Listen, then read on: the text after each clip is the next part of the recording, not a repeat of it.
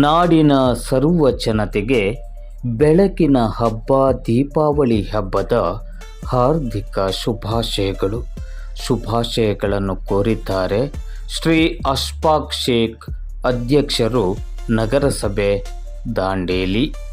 ಅಜ್ಞಾನ ಅಂಧಕಾರವನ್ನು ತೊಡೆದು ಜ್ಞಾನದ ದೀಪವನ್ನು ಹಚ್ಚೋಣ.